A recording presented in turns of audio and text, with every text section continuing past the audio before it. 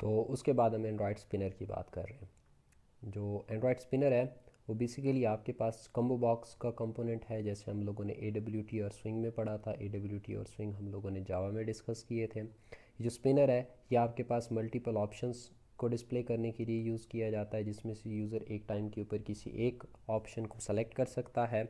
इस तरीके से ये एक ड्रॉप डाउन मेन्यू है जिस तरीके से आप वेब में यूज़ किया होगा, जिसमें मल्टीपल चॉइसेस आती हैं और यूज़र एक टाइम के ऊपर किसी एक वैल्यू को सेलेक्ट कर सकता है। हम लोगों ने ये बड़ी डिटेल में बात की थी जावा में कि इस जो कम्बो बॉक्स है, कम्बो बॉक्स को रेडियो बटन्स के अल्टरनेटिव के तौर पे भी यूज़ किया जाता है। तो हमारे पास यहाँ पे एंड्रॉयड के अंदर ये जो पिक्टोरियल रिप्रेजेंटेशन होती है उसकी, यानी आपके पास जो स्पिनर होगा वो कुछ इस तरीके से नज़र आएगा। यहाँ पर आपके पास ये वैल्यू, इसमें आपको सेलेक्टेड वैल्यू नज़र आ रही है जो आपको नज़र आ रही है, और साथ में अगर आप इसमें कहीं पर भी क्लिक करते हैं तो ये आपको बता रहा है कि it is a drop down. तो आप इसको जिस तरीके से हम लोगों ने एडिट टेक्स्ट को अपनी मर्ज़ी के मुताबिक कस्टमाइज़ किया था, तो आप इसको भी कस्टमाइज़ कर सकते हैं। तो ये डिपेंड करता है कि आपको किस तरह का, किस पर्टिकुलर सिनेरियो में किस तरह का उसका लेआउट रिक्वायर्ड है, तो आप उसके मुताबिक उसका बैकग्राउंड वगैरह सेट करके उसमें इमेजेस वगैरह ऐड करके उसको कस्टमाइज़ कर सकते हैं। तो उसके बाद बात आती है एरे एंड्रॉयड में एडाप्टर्स की। तो हमारे पास जो एडाप्टर होते हैं, एडाप्टर बेसिकली आपके पास इंटरमीडिएट के तौर पे ट्रीट होते हैं between the data source and the adapter views. अब एडाप्टर व्यूज़ का क्या मतलब है? एडाप्टर व्यूज़ का मतलब ये कि जहाँ पर आपने डेटा पॉपुलेट करना है, यानी अगर मैं बात करता हूँ तो this is my combo box, तो अगर मैं इस कम्बो बॉक्स या स्पिनर की बात करूँ तो अगर मैं इसके ऊपर क्लिक करूँगा तो आपके पास ये कुछ यहाँ पर इस तरीके से ड्रॉप डाउन ओपन होगी। अब ये वो लोकेशन है, ये वो एरिया है, these are the views, these are the adapter views, जहाँ पर आपने डेटा पॉपुलेट करना है। तो इसी से रेलिवेंट हम लोगों ने जावा में बात की थी, दैट वाज मॉडल्स। हम लोगों ने बात की थी कि मॉडल होते हैं, मॉडल आपके पास एज एन इंटरमीडिएट के तौर पे ट्रीट हो रहे थे between the data source and your component. और ये मॉडल हम लोगों ने जब डिस्कस किया था तो मॉडल को हम लोगों ने एक्चुअली टेबल के केस में डिस्कस किया था। हमने कहा था कि आप जब टेबल में डेटा ऐड करते हो तो टेबल में डेटा ऐड करने के लिए आपको मॉडल की ज़रूरत पड़ती है। अब आपने टेबल में कोई पॉपुलेट करना है तो आपको मॉडल की ज़रूरत पड़ रही है। तो यहाँ पर आपके पास, हम लिस्ट व्यू को आगे पढ़ेंगे, आज हम एंड्रॉयड में स्पिनर की बात कर रहे हैं। तो स्पिनर में अगर आपने डेटा पॉपुलेट करना है तो आपको फिर अडाप्टर की ज़रूरत पड़ेगी। विदाउट अडाप्टर आप डायनेमिक डेटा पॉपुलेट नहीं कर सकते। अब यहाँ पे मैं वर्ड डायनेमिक इसलिए यूज़ कर रहा हूँ कि अगर आपकी कुछ वैल्यूज़ फिक्स्ड हैं जो आप किसी जगह से शो नहीं करा रहे, यानी पॉपुलेट नहीं करा रहे डेटाबेस से किसी और पर्टिकुलर लोकेशन से डायनेमिकली,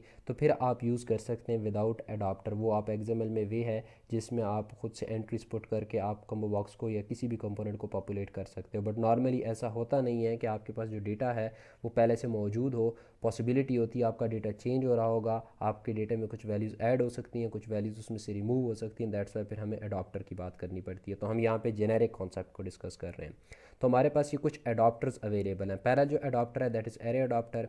ये आपसे क्या इनपुट लेगा? एक लिस्ट, या फिर आपके पास एरे, या फिर अगर लिस्ट की बात करते हैं तो लिस्ट में एरे लिस्ट भी कवर हो जाती है, क्योंकि हम इससे पहले पढ़ चुके हैं कि basically array list is the implementation of list interface. का मतलब है लिस्ट उसकी पेरेंट है और एरे लिस्ट उसकी चाइल्ड है। तो यहाँ पर जब भी आपके पास डेटा अगर एरे में हो या एरे लिस्ट की फॉर्म में हो या लिस्ट की फॉर्म में हो तो आप सिंपल एरे अडाप्टर यूज़ कर सकते हैं।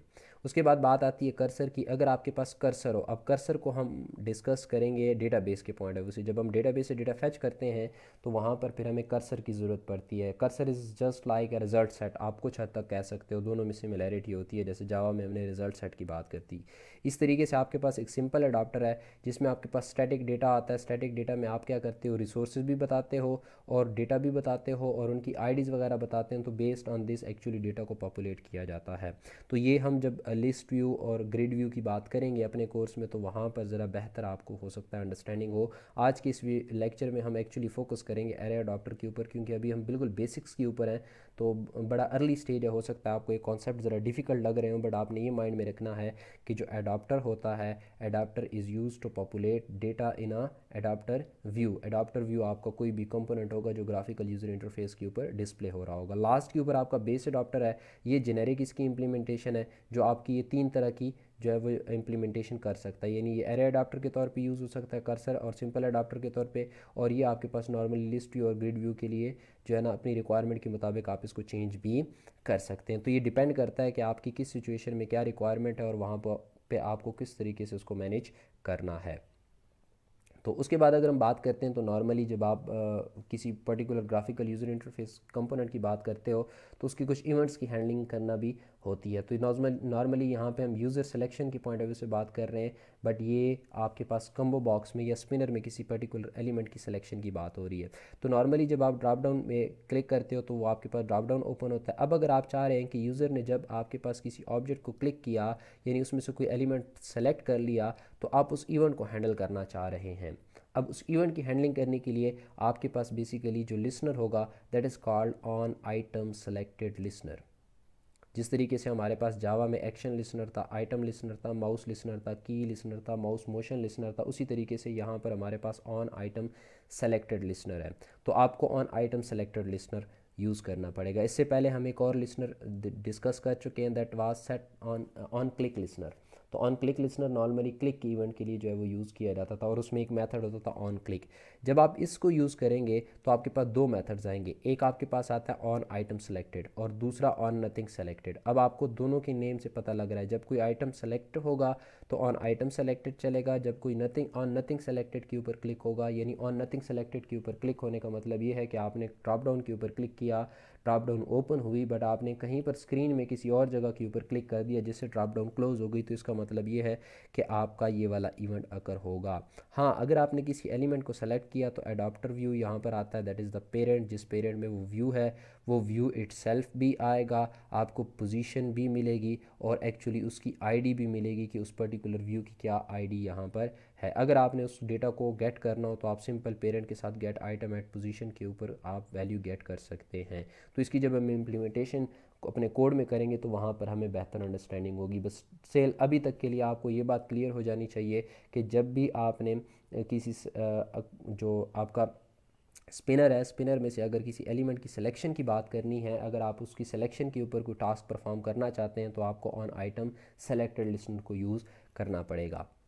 तो टोस्ट की बात करते हैं तो टोस्ट आपके पास नॉर्मली एंड्रॉयड में नोटिफिकेशंस वगैरह शो करने के लिए यूज़ होता है। ये एक स्पेसिफिक इंटरवल के लिए आता है और आपके पास जो है वो बॉटम ऑफ द स्क्रीन आएगा और ख़ुद से ये जो है वो गायब हो जाता है। नॉर्मली आप इस तरह की चीज़ों टोस्ट को एंड्रॉयड के अगर यूज़र हैं तो आपने इसको व्यू भी किया होगा, अगर व्यू नहीं किया तो अभी ग्राफिकली हम उसको रिप्रेजेंट भी करेंगे। पहली बात ये कि जो टोस्ट है ये आपकी यूज़र इंटरेक्शन को ब्लॉक नहीं करेगा। यानी जैसे आपके पास नॉर्मली कुछ पॉपअप्स आते हैं, जब तक आप उन पॉपअप्स को कैंसिल या ओके नहीं करते तो आपके पास वो गायब नहीं होते, तो आप बैकएंड के ऊपर कोई ऑपरेशन परफॉर्म नहीं कर सकते। तो टोस्ट इस तरह का नहीं है। टोस्ट आपको कुछ मैसेज देगा, थोड़ी देर के लिए वो रहेगा और उसके बाद वो ऑटोमेटिकली खुद से डिसअपीयर हो जाएगा। तो यहाँ पर आपके पास जो टोस्ट है, टोस्ट कुछ इस तरीके से नज़र आ रहा है, अमूमन ये इस शक्ल में होता है। तो आपके पास अगर इस तरह का कोई व्यू आए और आपने इस तरह का डिस्प्ले करना हो तो डेफिनेटली फिर आप एंड्रॉयड टोस्ट को जो है वहाँ पर प्रेफर करेंगे और एंड्रॉयड टोस्ट को वहाँ पर यूज़ करने की बात करेंगे। उसके बाद हम इस ग्राफिकल यूज़र इंटरफेस को डिज़ाइन करेंगे। अगर आपको ये नज़र आ रहा हो तो यहाँ पर आपके पास this is your text view और ये आपके पास एक स्पिनर है, जिस स्पिनर में कुछ सिटीज़ हैं।